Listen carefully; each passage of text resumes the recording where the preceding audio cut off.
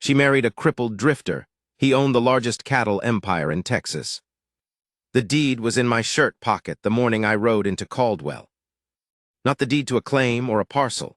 The deed to 412,000 acres of grass, cedar and river bottom stretching from the Brazos breaks all the way down to where the land flattens out and goes pale gold toward the coast. The deed to 11 line camps, 37 water tanks, a main house with 8 rooms and a wraparound porch, and cattle enough that my headman, Aurelio, had stopped counting by head 3 years prior and started counting by section. I had that deed folded inside an oilcloth square, buttoned into my breast pocket, and I rode into Caldwell on a borrowed roan with a gait like a wagon wheel missing a spoke, wearing a coat that had been patched at the elbows twice over, and a hat with a crease that couldn't be salvaged. I rode in slow because the roan had a loose shoe, and I rode in slow because I was in no kind of hurry, and I rode in slow because in 26 years of running cattle, I had learned that a man who comes in at a walk sees more than a man who comes in at a trot. What I saw, coming in at a walk down the main street of Caldwell, was a town that had gotten ahead of itself. Lumber yards, a new hotel with a painted sign, 3 saloons working at the same hour of the morning, a land office that looked like it had been open about 3 weeks. I saw men in good coats doing business on the boardwalk, pointing at maps, shaking hands. I saw a telegraph office with a line of them waiting. The cattle market had been good, and the railroad was coming, and everyone in Caldwell knew it and was acting accordingly. I rode past all of it. The thing with my leg, I should say something about it because it figures into what happened, or rather into what people decided about me before I'd opened my mouth. The left one. Broke it in a horse wreck when I was 31, badly, both bones, and the doctor who said it had been drunk or incompetent or both. And the result was that it healed about a 1/4 inch shorter than it should have and canted out at an angle that made my stride look like I was permanently stepping over something that wasn't there. It didn't hurt much anymore. It was just the way I walked. But a limp, I have found, is something people see before they see anything else. And once they've filed you under that heading, lame man, broken down man, man who probably can't sit a horse properly, they don't tend to revise. That was fine with me, had been fine for a long time. I wasn't in Caldwell on business exactly. I was passing through on the way back from Wichita where I'd been talking to a railroad man about shipping rates. And I was stopping because it was midday and I was hungry and the roan needed water and that loose shoe seen to. Nothing more than that. I tied up at the livery, left the roan with a boy and told him the shoe, and went looking for somewhere to eat that wasn't a saloon. I found a place called Hattie's that had oilcloth on the tables and a slate board with the days offering chalked on it. Beans and salt pork, biscuits, coffee. I sat down at the end table by the window because I always sit with my back to the wall and a view of the door, which is a habit a man picks up and keeps. There were 4 other people in the room, 2 drummers sharing a table and talking over each other. A boy of about 14 eating alone and reading something, and a woman behind the counter who was not Hattie, or if she was Hattie, then Hattie was younger than I'd expected and had dark hair pinned up in a way that was already half coming loose and didn't appear to be bothering her. She came over with the coffee before I'd even asked for it, which I appreciated. "The pork's good today," she said. "The biscuits are better, you want both." It wasn't a question, which I also appreciated. I said yes. I watched her go back behind the counter. She moved like a woman who was used to being on her feet all day and had made her peace with it. She was maybe 35, 36. A wedding band, or what had been one, the finger had the pale mark of it but no ring, which meant widow or something worse, and given the way she carried herself it was probably widow. There was nothing soft about her face, but there was nothing pinched about it either. She looked like a woman who had answered a hard question about herself some time back and was living accordingly. The food came and it was exactly as advertised. I ate without making a production of it and drank 2 cups of coffee. The drummers left. The boy finished his reading and left. The woman, Nora, I would learn shortly, though I didn't know that yet. She wiped down the drummers' table, stacked their cups, and then leaned against the counter and looked at me directly. Not curious exactly, measuring more like. I said, "Coffee's good." She said, "I know." I set down the cup. "You Hattie."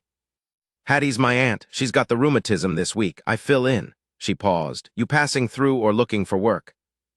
Now that was interesting because there were 2 ways to take it.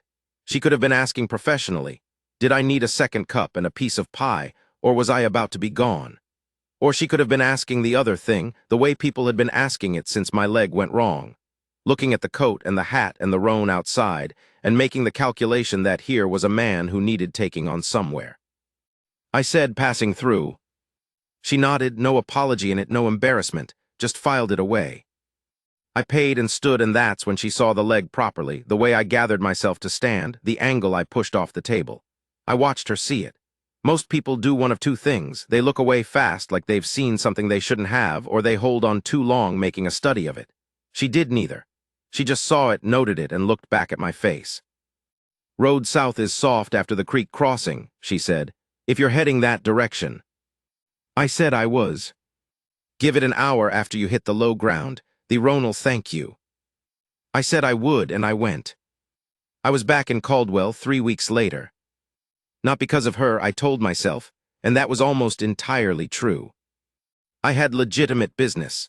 There was a man named Hargrove who ran cattle in the Caldwell area and had been using one of my water sources on the South Range without anything approaching permission, and I needed to make that conversation happen, and Caldwell was where Hargrove could be found. That was the reason. The whole reason. But I admit that I knew Hattie's was on the main street, and I admit that I ate there for lunch on the first day and found Nora there again, Hattie's rheumatism apparently being a recurring condition. And I admit that I sat at the same table and drank the same coffee. She didn't say anything about me being back, just brought the coffee and said the pork was gone, but there was a beef stew that was worth having. I said that was fine. She brought it and went back to her work, and I thought about Hargrove and the water issue and watched the street, and after about 10 minutes I said, "Your aunt's sick again." She looked over, "Every 3 weeks near enough." "That's hard on you." "It's not so hard." She picked up a rag, not because there was something to wipe, more out of habit. "I don't mind it here." There was something in that, the "I don't mind it here," that was doing more work than a simple sentence usually does. Like there was a somewhere else she minded more. I didn't push on it. I finished the stew. I paid. I said, "I'll likely be in town another day or two." She said, "The stew'll probably be gone by tomorrow." Then, after a half beat, "But the biscuits will keep." I thought about that sentence for a good while afterward. The conversation with Hargrove went poorly in the way that conversations with men who have already decided they're in the right tend to go. He was bigger than me, better dressed than me on that particular day, flanked by 2 men who worked for him and were meant to communicate something by their presence. He looked at my leg when I walked in. He was the look-away kind. The negotiation, if you could call it that, lasted about 40 minutes and ended with him agreeing to pay for the water use, half what I'd asked, and to reroute his line by spring. It wasn't what I'd wanted, but it was a contract, and I had it on paper before I left the room. And Hargrove had the strong impression throughout that he was talking to some limping nobody from the South Range who could be managed. I let him keep that impression. It was useful. I had supper at the hotel that night and ran into a man I knew slightly, a cattle buyer named Petch who operated out of San Antonio and knew the Texas range well. We talked shop for a while, and then he said, out of some idle impulse toward conversation, "You eat at Hattie's today." I said I had. "That woman who runs it when the old lady's down," Petch said. "That's Nora Aldis. Widow. Her husband ran a small operation east of here, went bust 2 years back, then he died of a fever that spring. Left her with nothing but a debt and a little girl." He said it matter-of-factly, the way you relay information about the range, just facts about the terrain. I said I didn't know that. He said, "Hard woman to get to know, smart though, too smart for Caldwell." I thought that was probably accurate. The 3rd time I came to Caldwell, it was on purpose. No Hargrove, no railroad business, no roan with a loose shoe. I rode in on a better horse, which meant I rode in faster than usual, which meant people on the street saw a man who moved well in the saddle even if he moved strangely off it. I noticed that. I noticed it because I was paying attention to things I didn't usually pay attention to, which told me something about my own state of mind that I filed away and tried not to examine too closely. I had lunch at Hattie's. The old woman was there herself that day, a small, sharp-faced woman with hands swollen at the knuckles who moved around the kitchen making a noise that implied she was there under protest. Nora was out front. She looked up when I came in, just briefly. "Traveler," she said. That's me. Sit anywhere. I sat at my table. She brought coffee without being asked. I ordered the pork, which was back. There was a child in the corner. A girl, 6 or 7, doing something with a piece of string and a button that occupied her completely. I looked at the girl and looked back at Nora, and she saw me see it, and she said, flat and clear, "That's my daughter, me. She looks like you." Nora's mouth did something, not quite a smile, more like a brief acknowledgement that the statement had landed somewhere. "She does," she said. "Poor thing." And that was the moment, right there, because she said it without vanity and without false modesty, just as a fact about a face that had given her trouble and would probably give the girl trouble too. And there was something in the plainness of it that hit me in a way I couldn't have explained at the time. I ate, I watched the girl with the string, I drank the coffee. When I paid, I said, "I'm Thomas Calder." She looked at me. "I know. Petch told me." I thought about what Petch would have told her. A South Range nobody with a bum leg was probably the bulk of it. "What did Petch tell you?" I asked. "That you were square in a deal, that you don't talk much." She paused. "That you've been coming through town more than your business warrants." I couldn't argue with any of that. She said, "I'm Nora Aldis." "I know." Her eyes did something then. Not warmth exactly, not yet, but the nearest precursor to it, a slight softening of the assessment. The measuring going off-duty for just a second. "Porch suppers at 6, she said. "The back of the building, nothing fancy, me eats with us." I said I'd be there. I ate porch suppers at the back of Hattie's building 4 times before I told her anything true about myself. That was deliberate on my part, and I've thought about it since, whether it was fair, whether it was something I should be ashamed of. I don't think I am exactly, but I understand how it looks. Here is what I can say. I was not lying. I was not constructing a false version of myself. I was simply not correcting the version she had, which was the version the whole town had: a drifter, a South Range man, somebody's hired hand maybe, somebody's foreman at best. A man with a bad leg and a patched coat who had more time to ride through Caldwell than his circumstances really justified. She never asked me directly what I did or what I owned. That was part of what I liked about her. She was not in the business of extracting a man's inventory. What she was interested in was whether a man was worth talking to, and she made that assessment on the basis of what he said, and what he didn't say, and whether his eyes moved honestly when something hard was being discussed. We talked about her husband. She did it once, not dramatically, and said he was a decent man who got unlucky and then got proud about the unlucky part, and that was a combination that didn't leave room for much else. She said me didn't remember him well, and that was both a loss and a mercy. We talked about the land.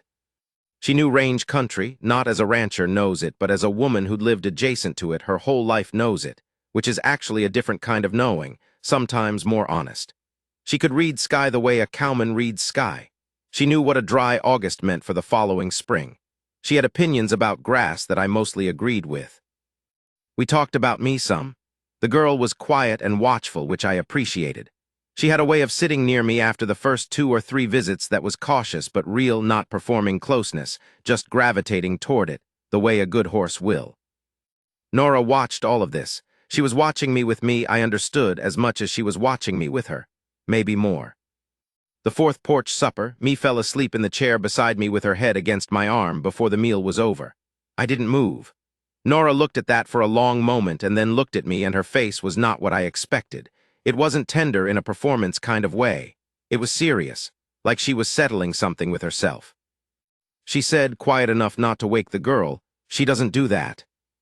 I said, "I'm glad she did." Nora set down her fork. "Who are you, Thomas Calder?" I looked at her across the table in the last of the day's light, and I said, "I think I need to show you something." I had the oilcloth square in my coat pocket.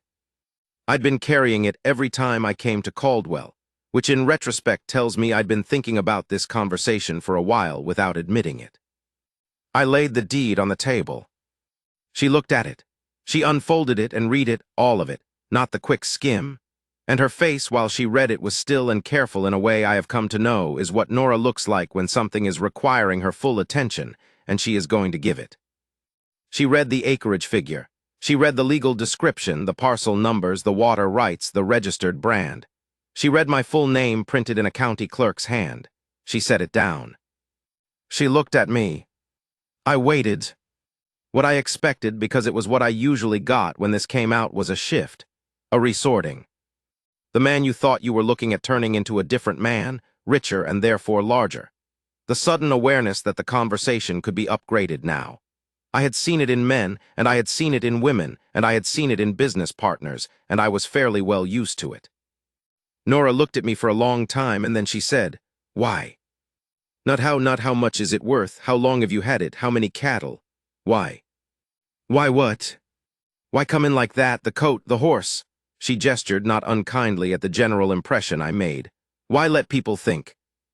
Because it's useful, I said, and because it's true. She waited. The coat's mine, the leg's mine, I'm not performing anything, I just don't correct what people decide. I looked at the deed. I've watched men find out I own that land and turn into a different version of themselves about 5 minutes later.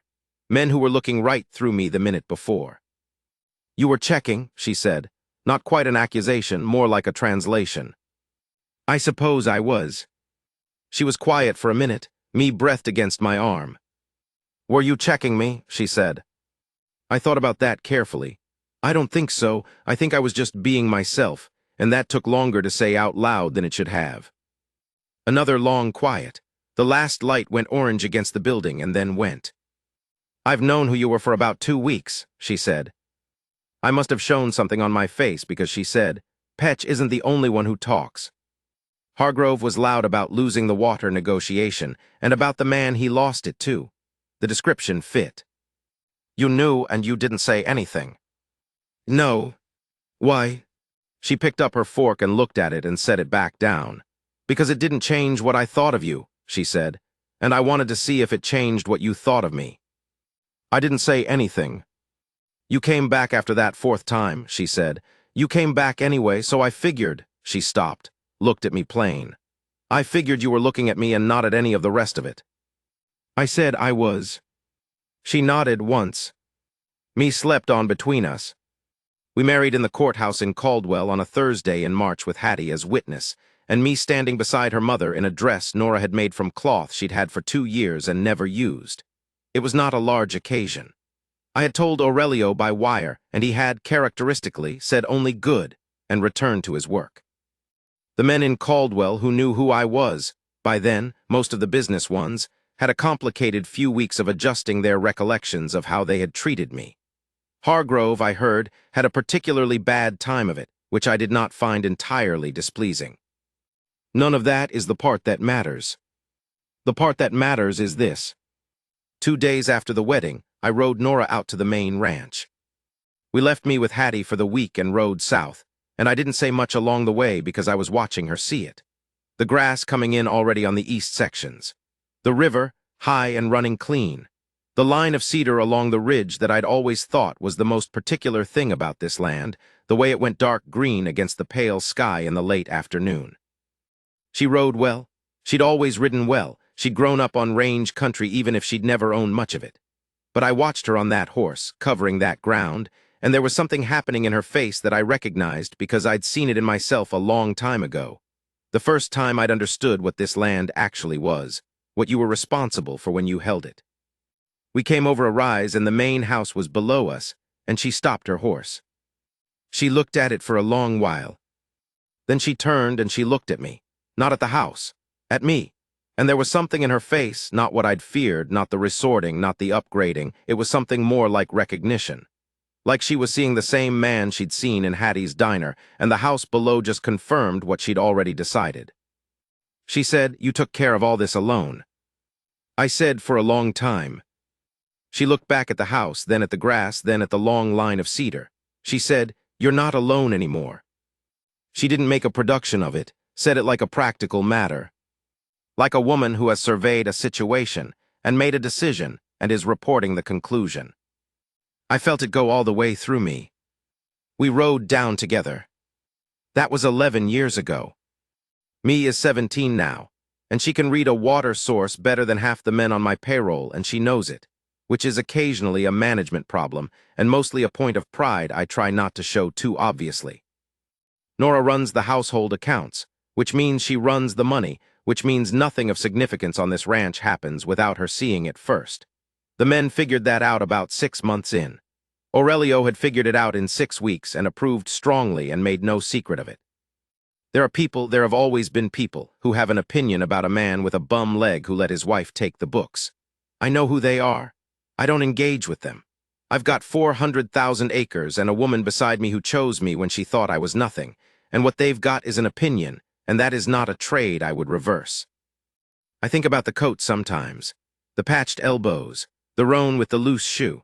I think about riding into Caldwell at a walk and eating beans and salt pork at the end table with my back to the wall, and a woman who brought the coffee before I'd asked and said the biscuits will keep.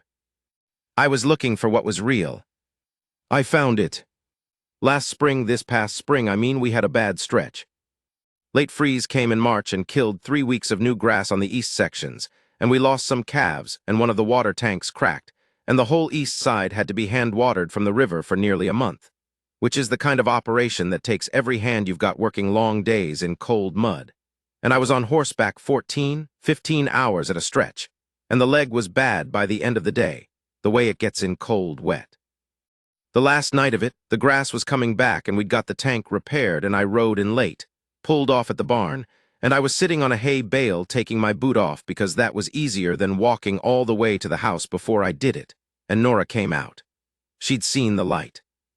She had a lantern and she had coffee in the other hand because she knew what I'd want before I'd thought to want it. She sat down next to me on the hay bale. She didn't say anything about the leg or the month we just had or the calves we'd lost. She just handed me the coffee, and she stayed there while I drank it, her shoulder against mine, both of us looking out through the barn door at the dark where the east pasture was. After a while she said, "The grass'll be good by May." I said, "I think so." And she put her hand on my arm, just rested it there, the same way me had 11 years ago in that chair on the porch, and we stayed like that until I was ready to walk to the house. That is the whole of it, or as much of it as I know how to put into words. A man comes into a town at a walk and is seen for what he is, not what he owns, not what he commands, not what he's worth by anyone's accounting, seen for what he is. And a woman decides that is enough. That is more than enough. That is, in fact, what she'd been looking for. You can have the empire. You can have the grass and the cedar and the 400,000 acres. What I've kept, what I would not trade for any of it, is that shoulder against mine in the dark. And her hand on my arm. And the coffee still warm,